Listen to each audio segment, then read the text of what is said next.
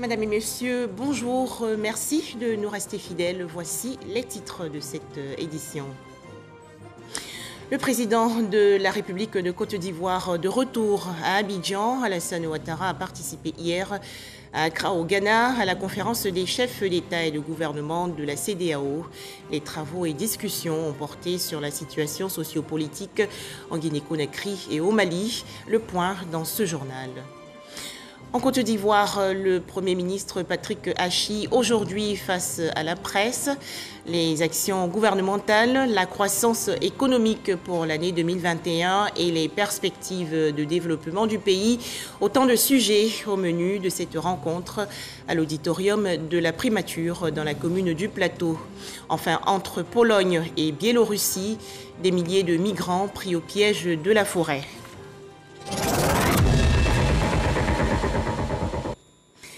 Le président de la République, Alassane Ouattara, de retour hier en Côte d'Ivoire. Le chef de l'État ivoirien a participé à Accra au Ghana à la conférence des chefs d'État et de gouvernement de la CEDEAO sur la situation sociopolitique en Guinée-Conakry et au Mali. Plusieurs décisions ont été prises par l'organisation ouest-africaine. Pour en parler, Jérôme Kofi Aboula. Accra, la capitale ghanéenne, lieu par excellence d'un sommet extraordinaire de la CEDEAO ce dimanche 7 novembre 2021. Le président de la République de Côte d'Ivoire, Alassane Ouattara, après avoir pris part à cette rencontre, est de retour à Abidjan. C'est aux environs de 15h25 que l'avion le transportant en provenance du Ghana s'est posé sur le tarmac de l'aéroport international Félix Houphouët-Boigny de Port-Bouët.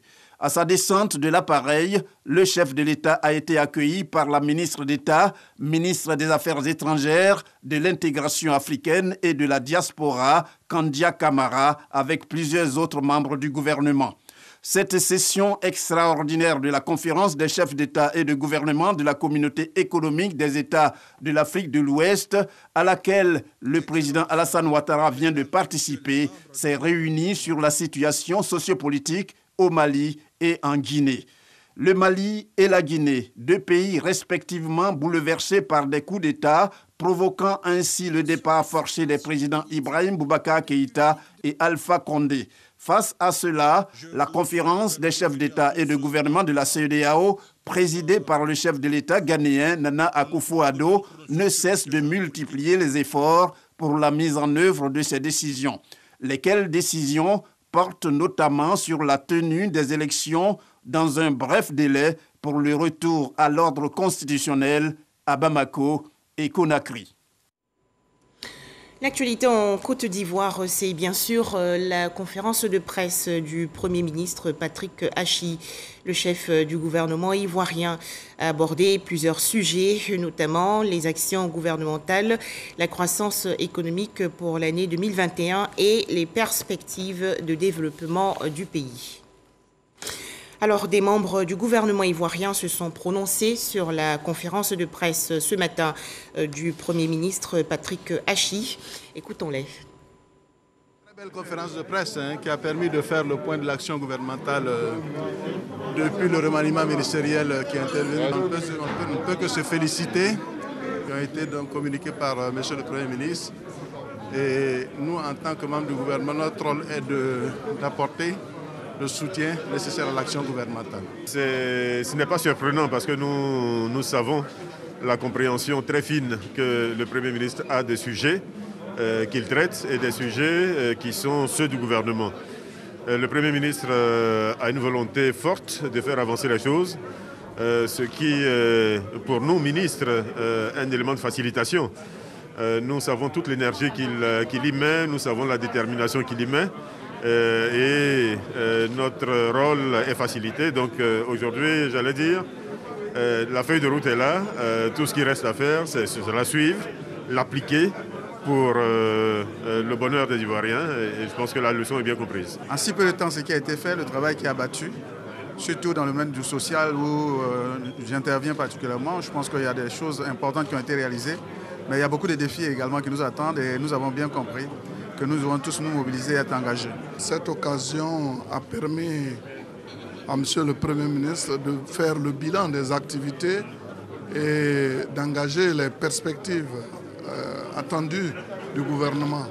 En tout cas, en tant que membre du gouvernement, je suis très satisfait du bilan qui a été dressé.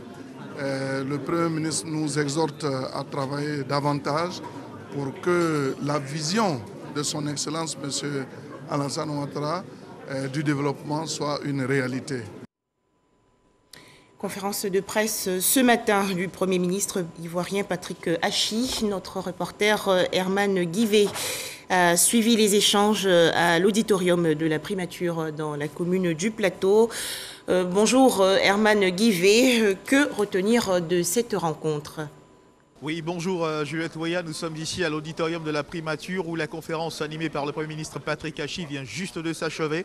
Comme vous pouvez bien le constater en arrière-plan, les différents ministres et tous les invités qui ont pris part à cette conférence de presse sont en train de sortir de la salle. Ce qu'il faut retenir essentiellement de cette conférence de presse, c'est que le Premier ministre, pendant 2 heures, a passé en revue les différents sujets qui donc conduisent l'action gouvernementale. Patrick Hachi a répondu sans faux fuyant aux questions des journalistes, répondant donc de façon directe à leurs questions précises, questions touchant l'économie nationale, touchant la bonne gouvernance, touchant le développement du secteur économique et privé. Patrick Hachi a mis un point d'honneur à insister sur l'importance de l'impact que le secteur économique et privé peut donc avoir sur le développement d'une nation et précisément de la Côte d'Ivoire. Il a surtout invité chacun des acteurs politiques à garder la constante dans ce qui est du dialogue politique. Il a également demandé aux Ivoiriens de continuer de faire confiance à l'équipe gouvernementale dont il assure la direction sous bien sûr la direction principale du chef de l'État. Pour finir, Patrick Hachi a demandé aux Ivoiriens de rester confiants dans l'avenir, annonçant que de grands projets structurels et de grandes perspectives pointent à l'horizon. À vous l'antenne, Juliette Ouéa. Merci Herman Guivet. Rappelons que les gestes barrières nous sécurisent et nous protègent contre le coronavirus, alors adoptons-les quotidiennement.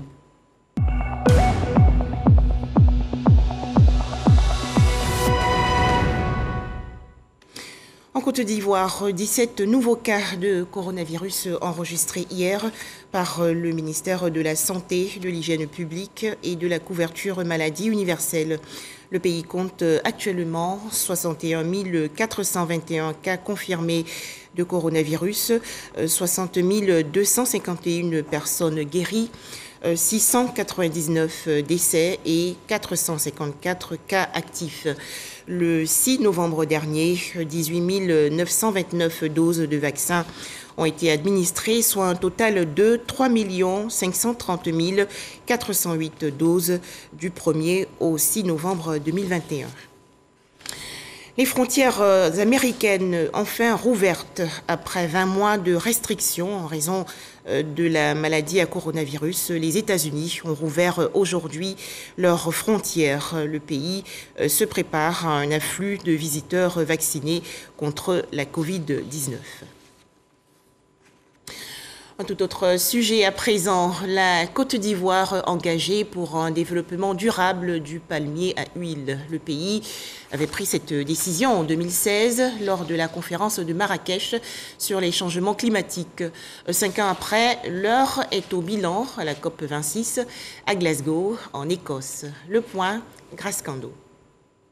La Côte d'Ivoire fait partie des 10 pays signataires de la déclaration de Marrakech pour le développement durable du secteur du palmier à huile. 5 ans après, une évaluation pour faire l'état des lieux sur le sujet lui est choisie, la COP26 à Glasgow. Selon les acteurs du secteur, beaucoup a été fait. Je peux citer par exemple la production d'engrais en compost, qui est, n'est-ce pas, un engrais organique et qui permet donc de lutter contre l'utilisation des engrais minéraux.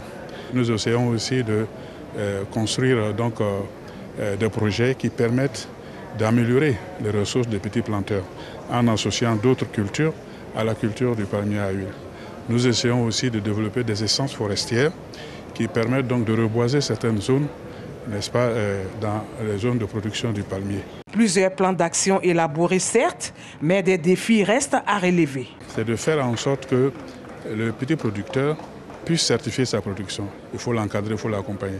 Il y a aussi l'inclusion du genre, faire en sorte que les minorités, les femmes et tout ça participent, n'est-ce pas, au développement de la filière palmier à huile avec de bonnes pratiques tout en préservant, n'est-ce pas, la nature, la biodiversité et en améliorant leur environnement immédiat.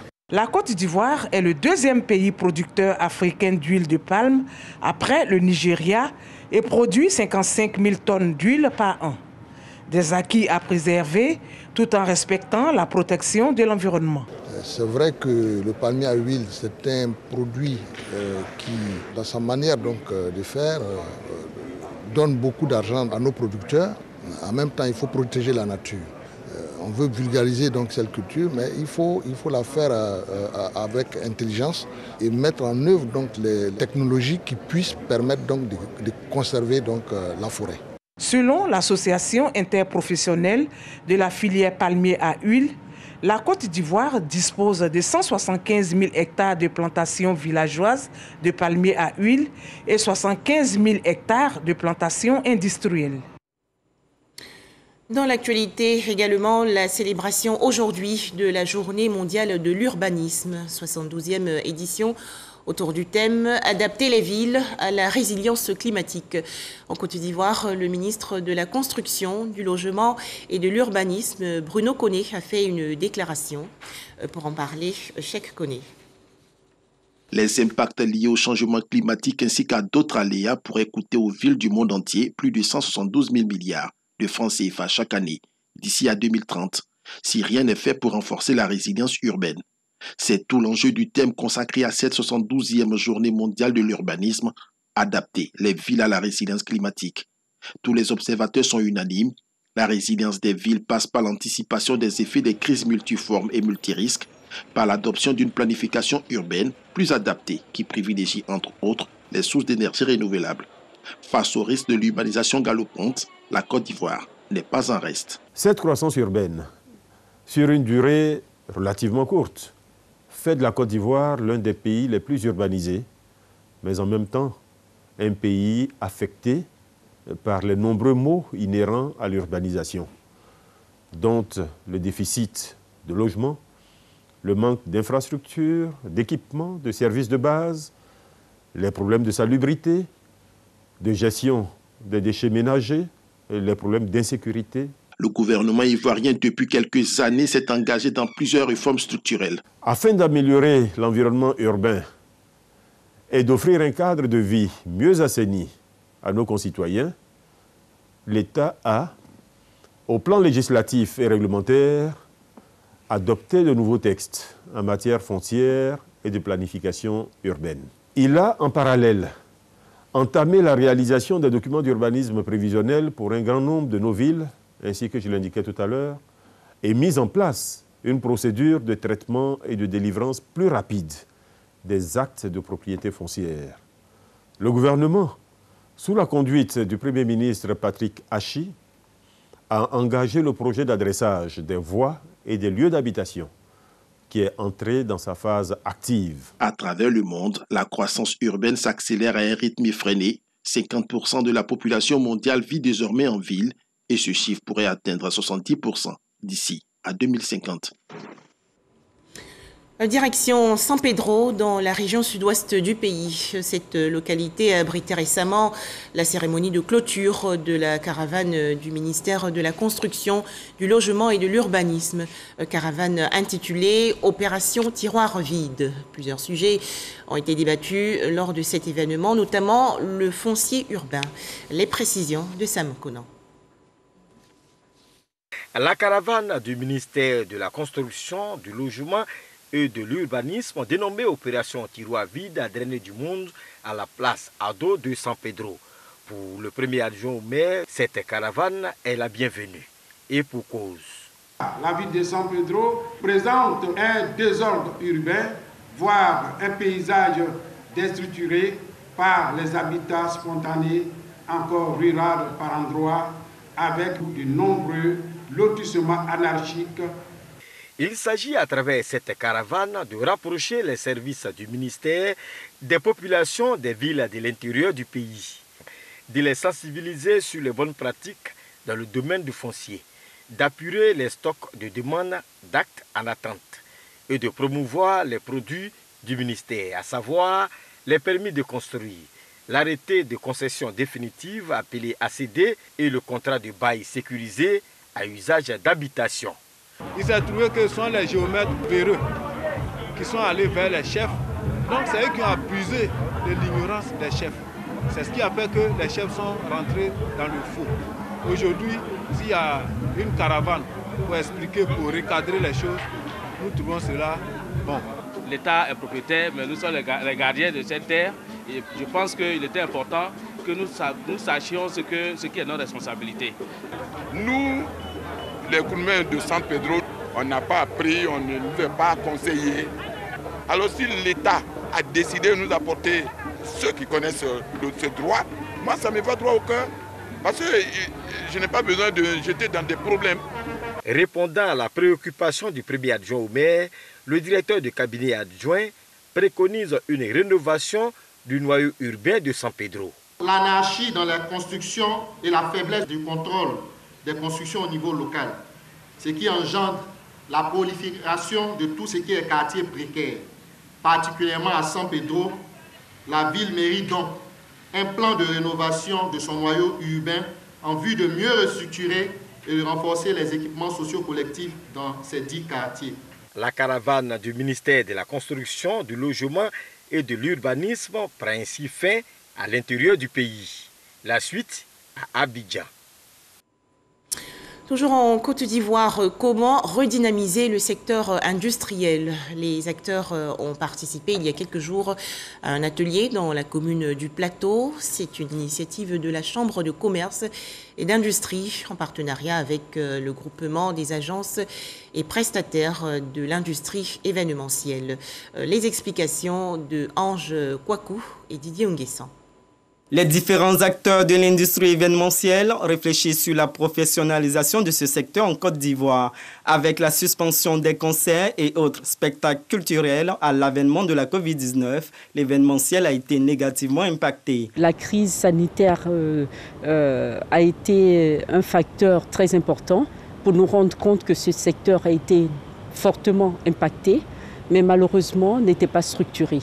Donc nous n'avons pas pu bénéficier de diverses formes d'aide au niveau de l'État.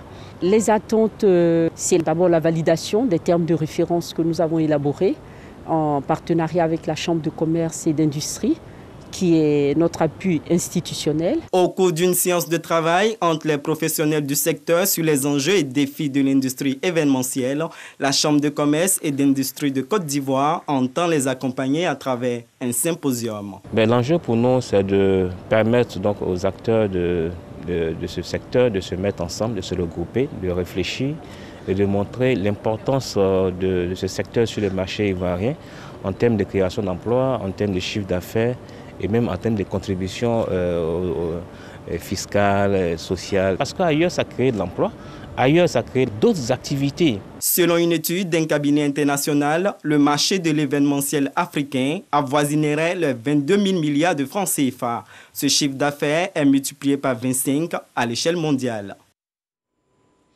Autre actualité, bilan positif pour l'organisation internationale Save the Children, section Côte d'Ivoire. Cette structure œuvrant pour la promotion et la protection des droits de l'enfant dans le monde a organisé récemment une journée porte ouverte, événement pour marquer la célébration des 30 ans de Save the Children.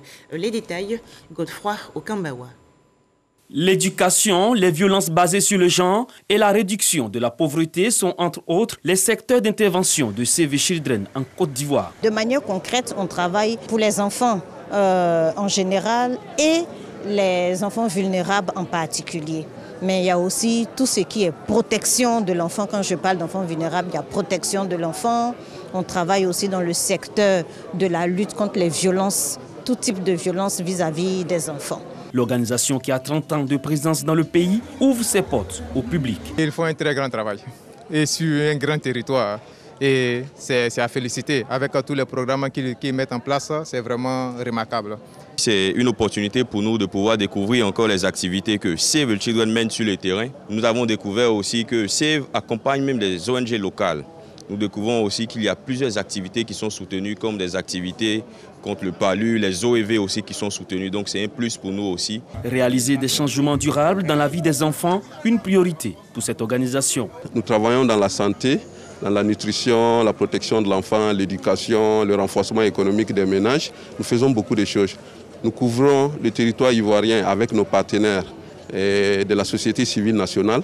Donc c'est une très belle opportunité et nous souhaitons créer des synergies avec tout le monde, quel que soit le secteur d'activité. Save Children est une organisation internationale qui œuvre pour la promotion et la protection des droits de l'enfant dans le monde. Elle couvre 82 des 109 départements que compte la Côte d'Ivoire. En 2020, près de 1 500 000 enfants vulnérables ont été pris en compte dans la mise en œuvre de ces programmes. Des festivités à Nangaka, dans le nord du pays. En effet, 54 chefs de village ont reçu récemment leurs arrêtés de nomination. Cérémonie en présence du ministre de la Communication, des médias et de la francophonie, Amadou Koulibaly. Les précisions de Ami Sissoko. Arrêté numéro 17, LPDP Korogo, portant nomination du chef du village de Nangaka, sous-préfecture de Korogo. L'État donne un statut légal à 54 chefs de village, dont une dame, de la zone de Nangaka dans la sous-préfecture de Korogo. Ils ont tous reçu leur arrêté de nomination à Nangaka des mains du ministre de la Communication, des médias et de la francophonie, Amadou Koulibaly, renforçant ainsi leur pouvoir de décision. La fonction de chef est héréditaire. Dans le village, le chef est le gardien des biens et le dépositaire de la coutume dont il doit faire respecter les prescriptions. Monsieur le ministre, acceptant d'associer votre image à cette cérémonie, vous voulez rappeler cette importance de la chefferie dans nos villages à toutes ces populations et aux intéressés eux-mêmes. Le parrain et le patron de la cérémonie, respectivement Zoumana Koulibaly et le ministre de la Communication, des médias et de la francophonie, Amadou Koulibaly, ont tous exhorté ces chefs traditionnels à contribuer à renforcer la cohésion et la sécurité, gage de développement. Il a fallu Alassane Ouattara pour prendre en 2014 un texte qui donne au roi et chef un statut et qui leur confère un vrai pouvoir. C'est en cela que je voudrais que nous rendions tous un vibrant hommage au président de la République, qui a compris l'importance que vous avez, qui connaît votre rôle. Le porte-parole du gouvernement étant présent, c'était aussi l'occasion pour les populations de faire des doléances. Entre autres, l'érection du Nangaka en chef-lieu de sous-préfecture, la construction d'un château d'eau, du foyer des jeunes et le bitumage de la voirie.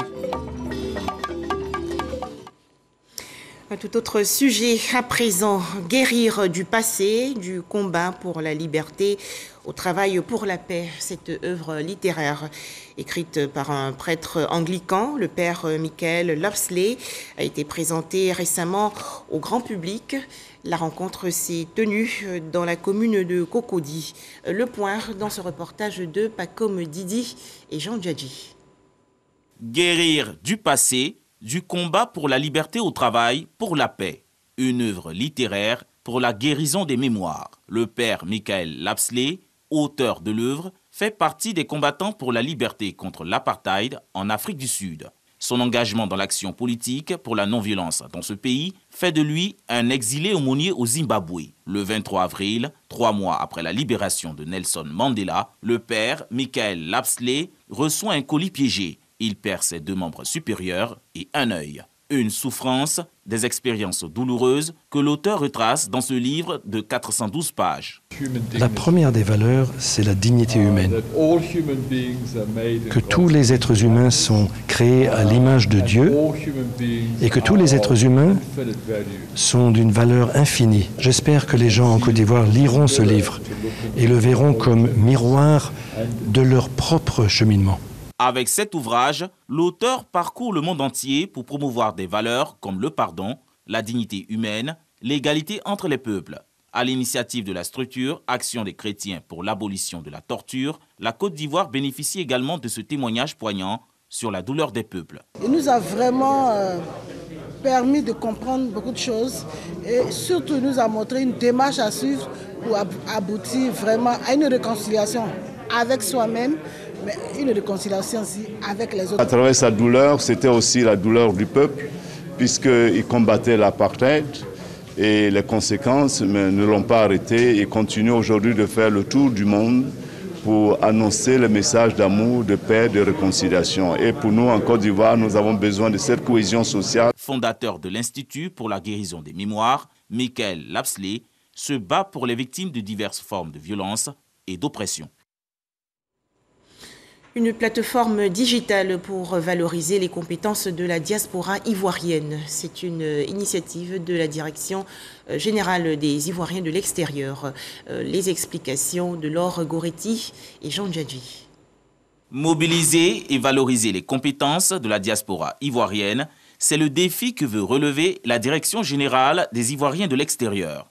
Pour atteindre ces objectifs, elle met en place des mécanismes, dont l'outil interactif de valorisation des compétences. On ne souhaite pas que la diaspora revienne en Côte d'Ivoire en se promenant avec les CV pour voir quels sont les services qui peuvent se mettre à leur disposition ou bien les services dans lesquels ils peuvent travailler. Cet outil interactif, il va permettre une interconnexion entre non seulement les compétences de la diaspora, mais toutes les structures qui souhaitent recruter des compétences de la diaspora. La diaspora ivoirienne est estimée à 1 240 000 individus, selon une étude menée en 2012, un potentiel levier dans le développement du pays. Qu'on mobilise l'ensemble des compétences dans tous les secteurs que la diaspora peut offrir afin qu'elle participe entièrement au développement de la Côte d'Ivoire, pas seulement sur le plan économique, mais aussi sur le plan intellectuel. En plus du recensement des compétences de la diaspora, la validation de cette plateforme digitale permettra aux acteurs de l'offre et de la demande de coordonner leurs actions en matière de mobilisation et de valorisation des compétences de la diaspora.